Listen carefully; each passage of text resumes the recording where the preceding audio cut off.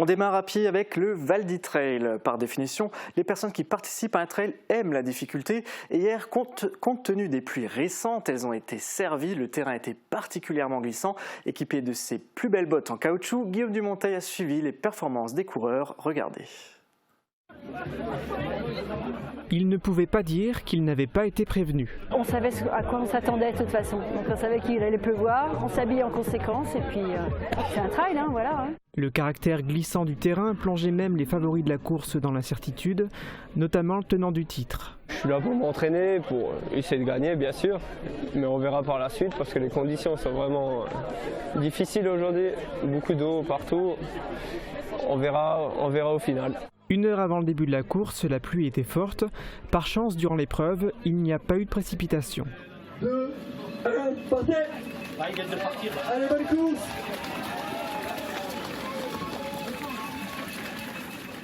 À mi-parcours, on retrouvait 3 hommes en tête, Lionel Mangeot, Alexandre Mayer et Anthony Attardo qui semblaient néanmoins un peu distancés. On retrouvait le même tiercé à l'arrivée. Alex Mayer était le premier coureur à terminer la course des 24 km. Avec un temps d'1 h 46 minutes et 23 secondes, il devançait de 12 secondes seulement Lionel Mangeot. Anthony Attardo de l'ASSA comptait lui 3 minutes de retard au final, en étant pourtant allé au bout de lui-même. Cette deuxième édition du Val d'Ytrail s'est révélée être difficile et piégeuse. Elle a couronné un spécialiste de ce type d'effort. Les nombreuses courses qu'il a disputées dans le passé l'ont aidé. L'expérience avec la boue, je voyais qu'il y en a beaucoup qui tombaient et puis la gestion des appuis, il faut s'économiser parce que ça glisse et ça pardonne pas. Sur 24 km, c'est quand même plus d'1 heure et donc il faut rester tranquille, quoi. Du côté des femmes, on retrouvait 2 coureuses de l'ASSA aux 2 premières places. Julie Trioux devançait au final Laura Jacquet avec un temps de 2 heures et 53 secondes. Ce doublé est une belle récompense pour le club organisateur de l'épreuve. Voilà, on quitte la terre, direction les airs avec le championnat du monde de voltige en salle, une compétition qui s'est tenue la semaine dernière à Jonava en Lituanie. Sébastien Misek, jeune pilote de 23 ans licencié à l'Aéromodel Club Les Vautours de Sarreguemines, y a participé sous les couleurs de l'équipe de France. Il a concouru dans 2 catégories, la voltige indoor alias F3P et l'aéro musical et a terminé 7e dans chacune d'entre elles sur une vingtaine de pilotes. Et c'est un bon résultat. Alors David, tu nous as déjà parlé de voltige, mais pour ceux qui ne sont pas forcément fidèle absolument tous les lundis. Est-ce que tu peux nous redire quelques mots? Qu'est-ce que c'est ce sport? Oui Julia, comme tu le dis, on en parlait la semaine dernière, la voltige indoor ou en voltige en salle en français est un sport où on pilote des modèles réduits spécifiques avec lesquels on réalise des figures et des chorégraphies. Chaque pilote réalise un score en individuel et c'est l'addition des scores de chacun qui fait le score de l'équipe. Il y a le F3P qui existe depuis le début des années 2000 où les figures sont imposées et l'aéro musical où on propose une chorégraphie sur une musique. Donc là tu viens de parler de 2 catégories, tu nous as donné les résultats de notre champion local. Comment ça s'est passé pour l'équipe de France? Eh bien, si Sébastien était 7e en individuel, il est aussi champion du monde par équipe puisque l'équipe de France a remporté ce tournoi. La France a un très bon niveau en voltige et ce championnat du monde le confirme une fois de plus. Au total, l'équipe nationale a remporté 5 médailles, 3 en or et 2 en bronze. On peut souligner la performance du jeune Lucas Poncé qui a terminé premier de sa catégorie junior en figure imposée et en aéro musical. Et donc de belles performances pour les Bleus. Alors on va redescendre sur la terre ferme et on passe au foot? Oui, ce week-end, c'était la 18e journée de championnat en Régional 1 Poule B. Match à l'extérieur pour le SFC qui affrontait Boulay. À l'aller, les Sarregueminois l'avaient remporté 3-0. Leur adversaire est derrière eux au classement et pourtant ce sont bien les Faïenciers qui se sont inclinés hier 3-2. On regarde le résumé de la rencontre. Tout avait très bien commencé pour le SFC. L'appel en profondeur d'Adel Gendez, bien servi par Ismaïl Furneaux. Adel Gendez qui tente sa chance et qui envoie ce ballon au fond des filets de Boulay, l'ouverture du score. On se disait à ce moment-là que cette histoire, elle démarrait plutôt pas mal. Ouais, une belle entame de match pour le SFC. Et donc là, c'est Nico Martin à la manette, il frappe le corner, il dépose le ballon sur la tête de Romain Passiès. J'ai l'impression que le gardien est en retard. Donc ça fait 1 partout. La réaction sarregueminoise avec ce coup franc de Yildirim qui oblige le gardien à l'intervention. Et ça paraît anodin, cette faute, cette mauvaise relance de Pierre Oberhauser, la faute de Kevin Winterstein, ça ne l'est pas, ça n'est pas anodin. Oui. Encore une fois, Romain Passiès, voilà, pour le doublé, le coup franc, bien frappé, bien exécuté, donc bien sur ses appuis et puis ses buts. Sarreguemines qui tente de réagir, la tête d'Adel Gendez, malheureusement sauvée par le défenseur de Boulay. Sur la ligne, ouais. Tout à fait. Une nouvelle situation côté sarregueminois. L'action, le centre d'Evan Serius. Le ballon traverse toute la surface de réparation et Adama Mbaye, un peu surpris, manque son contrôle. Et il tente ensuite une incursion, une frappe, malheureusement non cadrée. Je crois que c'était pas le bon choix à faire et il aurait peut-être dû centrer. En deuxième période, on attendait une réaction des joueurs de Jamel Ferjani. La réaction, elle aura eu lieu en début de seconde période. Avec cette astucieuse déviation d'Adel Gendez pour Mathias Kene, mais le défenseur de Boulay chipe le ballon au dernier moment. Voilà, une fixation de Romain Passiès, un ballon sur le côté droit, un beau centre de Noah Schneider, et là, Momo Diaby tergiverse un peu, donc voilà, il aurait aussi dû, à mon sens, centrer. Et là, l'égalisation sarregueminoise, Evan Serius qui s'infiltre, qui met une frappe absolument splendide, pleine lucarne opposée. L'égalisation, à ce moment-là, on se disait que Sarreguemines avait fait le plus dur. Exactement. Ouais. Magnifique but. Magnifique but magnifique frappe. D'Evan Serius, effectivement. Malheureusement. Voilà, et puis le bis repetita, coup franc au 18 mètres, et c'est Cédric Lam, donc le gaucher, qui redonne l'avantage à Boulay. Voilà. C'est vrai que sur ce coup-là, c'est 3 coups de pied arrêtés, ça fait 3 buts. Il y a des dimanches comme ça, c'est pas tous les dimanches comme ça, bien évidemment, mais là, on a de la réussite sur les coups de pied arrêtés. Après, c'est des secteurs, ça se travaille, donc. Et là, on avait une bonne situation de Boulay. Malheureusement, Mohamed Diaby a trop tergiversé.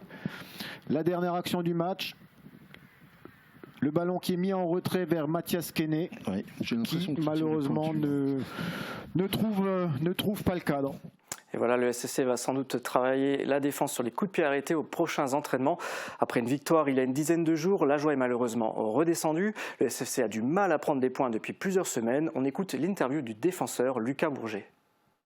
Lucas, aujourd'hui, il y a beaucoup de frustration, j'imagine, après ce match.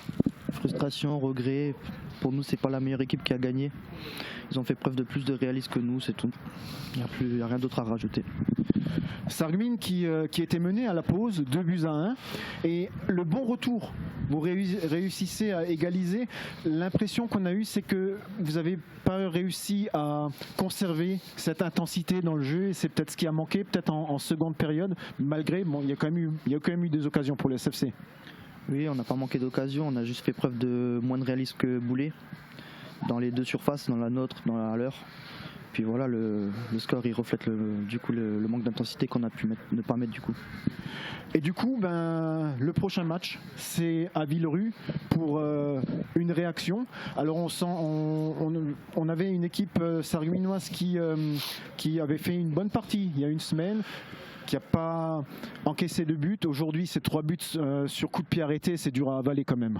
C'est dur à avaler, mais ça fait depuis la reprise qu'on est en dents de scie dans nos performances. Il va falloir redresser la barre rapidement et prendre des points. Redresser la barre, retrouver de la régularité dans la performance, ce sera les prochaines missions du SFC. En tout cas, Lucas, je te remercie vraiment beaucoup d'être venu. Et on regarde les résultats du groupe B. Match nul entre Forbach et Reipertswiller, 1-1. Le leader Thionville-Lusitano s'impose une fois de plus à Vendeuvre, 2-0. Défaite de Sarrebourg face à Gandrange, 4-1. Et victoire de l'APM Metz face à l'équipe de d'Épinal, 3-2. On passe au classement. Malgré sa défaite, le SFC reste 7e du groupe avec 23 points. Reipertswiller est 4e avec 25 points. Entre la 4e et la 11e place, l'écart de points est minime. Une victoire ou une défaite a beaucoup d'impact sur le classement, sachant que le Bassin Piennois et Villerutil ont tous deux un match en retard. En tête du groupe toujours, Thionville-Lusitanos avec 40 points, suivi par l'APM-Metz et Forbach avec 29 et 28 points. Et Sarrebourg est toujours dernier avec 17 points. Prochain match pour le SFC samedi à domicile. Les Fayenciers affronteront Villerutil, 6e du groupe. Un match qu'ils avaient perdu 3-1 à l'aller. La rencontre ne sera pas facile. Et oui, d'autant plus qu'il y a cette pression. Comme ils sont tous dans un mouchoir de poche, il faut absolument marquer des points pour le maintien. On continue avec le foot, mais alors on change de catégorie. Régional 2. Oui, on change de division. Hier, c'était la 14e journée de championnat pour Aaron et Schmidt-Villers. Un match à l'extérieur pour l'AES en noir qui affrontait le FC Drusenheim en rouge. La rencontre s'est soldée par une lourde défaite des Beacherlainers 3-0. Un résultat plutôt surprenant puisque les Alsaciens sont derrière au classement, on le verra tout à l'heure. Après une première mi-temps plutôt maîtrisée avec 2 occasions franches de l'AES, la rencontre bascule en deuxième période avec l'ouverture du score de Drusenheim. L'AES prendra plusieurs risques pour tenter de revenir au score et se fera punir 2 fois de plus. Score final donc 3-0.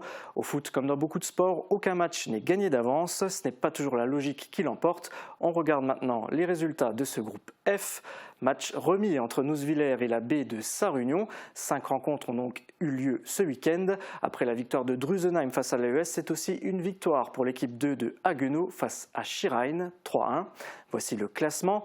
Pas de changement pour l'AES. Malgré cette défaite, le club local reste 7e avec 16 points. En tête du groupe toujours, Oberlotterbach avec 35 points, suivi d'Avenir et de Haguenau avec 28 et 27 points. Nousvillers est 4e avec 23 points et l'équipe 2 de Sarre-Union 8e avec 16 points. Le prochain match des Beacherlainers, c'est ce dimanche à domicile face au FC Scheibenhardt. Et ben voilà pour le foot cette semaine et on poursuit avec du volley. Le volley avec les quarts de finale du Challenge Mix du Conseil départemental de la Moselle. Ça fait un titre un petit peu long. Une compétition à élimination directe à laquelle participe le club sarregueminois. Sa particularité, réunir des équipes au niveau très variable. Sarreguemines qui évolue en compétition loisir, donc au niveau départemental, peut se retrouver face à des équipes de niveau régional, voire national. Et justement, rappelez-vous, lors du deuxième tour, nous avions couvert la rencontre qui s'est tenue à domicile. Sarreguemines recevait l'équipe régionale de Sarralbe et s'est imposée 3-7-1.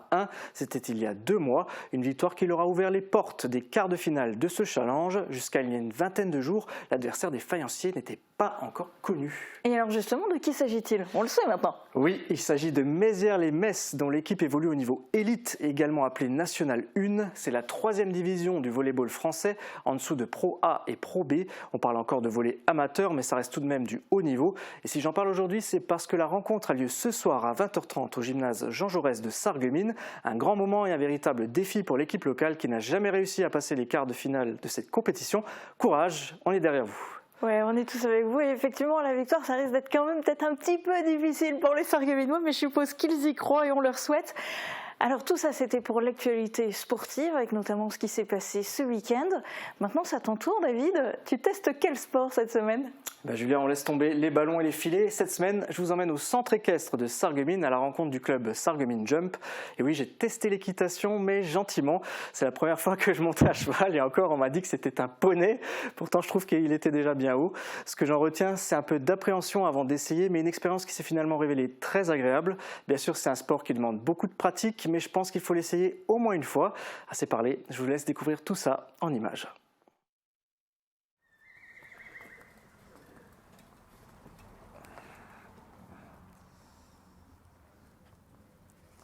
J'appelle Gangsta et David pour le Sarreguemines Jump. Gangsta, marche!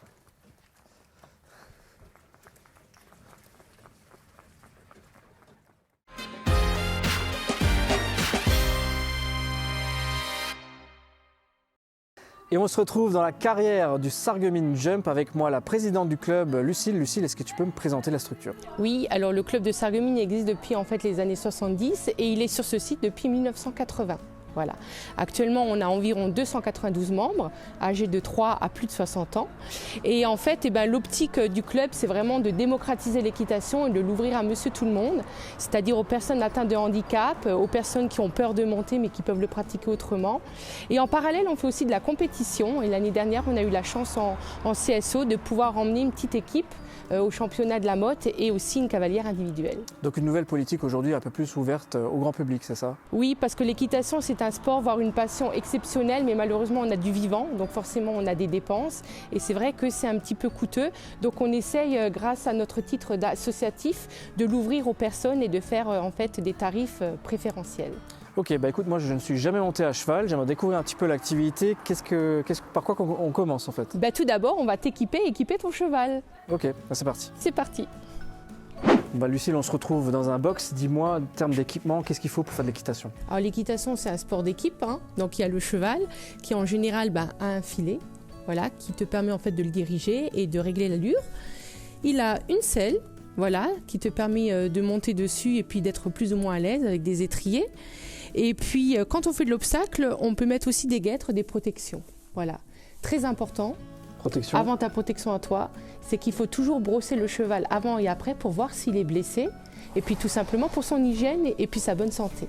Voilà. Et après, on met bien sûr un casque. Un casque primordial, toujours mettre un casque, même si on est cavalier confirmé. Et après, on peut aussi s'équiper avec des bottes ou des boots ou des chaps pour protéger les jambes, un pantalon d'équitation. Mais en priorité, quand on commence l'équitation, c'est le casque. Voilà. Alors dis-moi, qui est-ce que je vais retrouver pour mon initiation? Alors pour ton initiation, tu vas retrouver Lisa et puis ton compagnon, c'est elle qui le présentera. Ok, ça marche. Merci. De rien. Ben, j'appréhende quand même. Ça reste un animal vivant, donc imprévisible. Je suis un peu inquiet, j'ai les pétoches, mais je fais confiance au club, ça va bien se passer.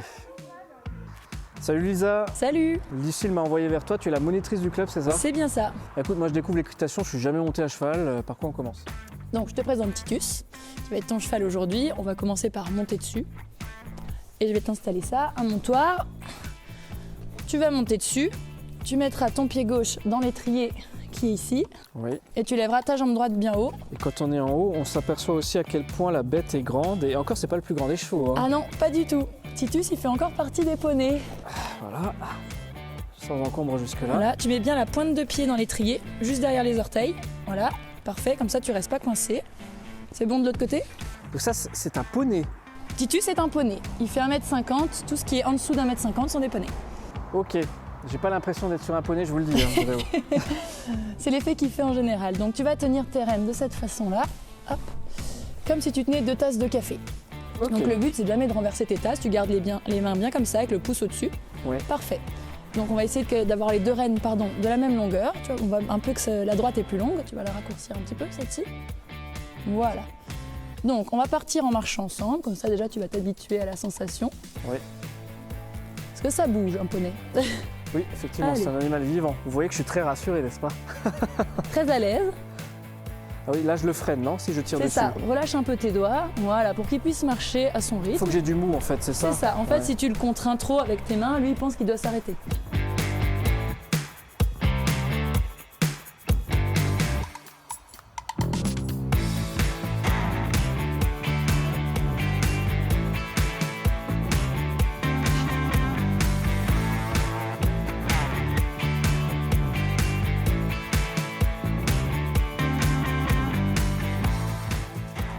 Alors, comment ça va là-haut?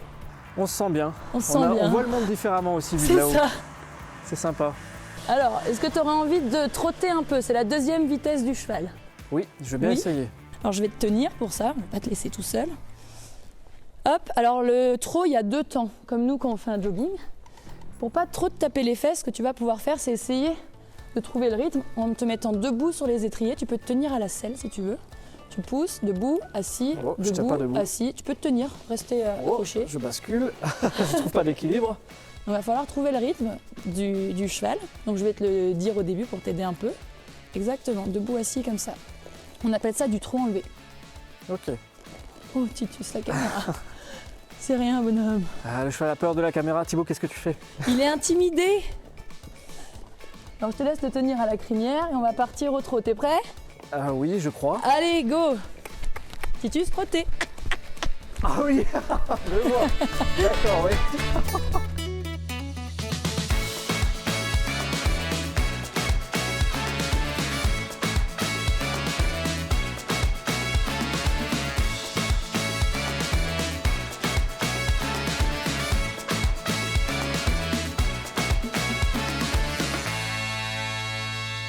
On est balancé dans tous les sens. C'est ça. Et encore là, ça, c'est le trot. Cette petite vitesse, c'est C'est ça? ça. Et après, il y a le galop. Mais le galop, souvent, c'est plus confortable. C'est assez basculé comme ça. Je peux essayer de l'arrêter? Tu peux essayer. Je vais te laisser raccourcir un tout petit peu les rênes. Et oh! Du coup, tu peux le féliciter un petit coup. À chaque fois qu'il fait quelque chose de bien, on le félicite, c'est ça. Bravo Titus. Bon voilà Lisa, tu m'as montré les mouvements de base, droite, gauche, s'arrêter, marcher. Mais bon, l'équitation c'est plus que ça. Et je pense que ma petite séance là ne suffira pas à montrer tout ça. Est-ce que je peux te demander de monter toi à cheval pour nous faire une démo? Ok, ça marche. Ben, je vais aller sceller ma jument et c'est parti.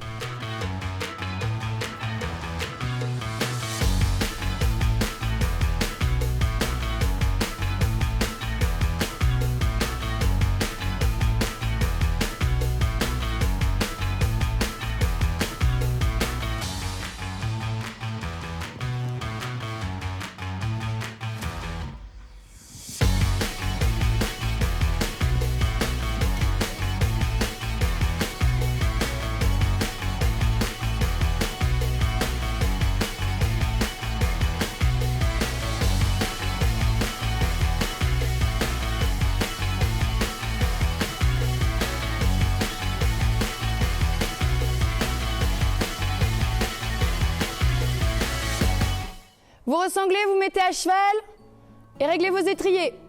Lisa, merci pour la démo. Avec plaisir. Dis-moi, on a vu des gens là faire de l'équitation au sol. Ils étaient à pied à côté de leur cheval. Qu'est-ce que c'est? Alors c'est de l'équifile, c'est des exercices au sol, donc on va demander au cheval de faire certains mouvements, bouger leur arrière-main, leur avant-main, bouger latéralement, dans un but d'améliorer la confiance envers le cheval et aussi la confiance en soi. C'est ouvert à tous les publics? Exactement, il y a des enfants dès 5-6 ans qui font ça, ou des adultes qui ont envie de se remettre en confiance ou qui n'ont plus forcément envie de monter. Il y a de la compétition aussi là-dedans? Exactement, donc il y a des compétitions d'équifile, environ 1 par mois. Là on vient de finir le challenge hivernal dimanche dernier. Ok, bah écoute, je te remercie, je te laisse continuer. C'est parti. Et vous reconnaissez peut-être Gangsta qui est apparu en début d'émission. Il est en train de se faire bichonner par Félicie.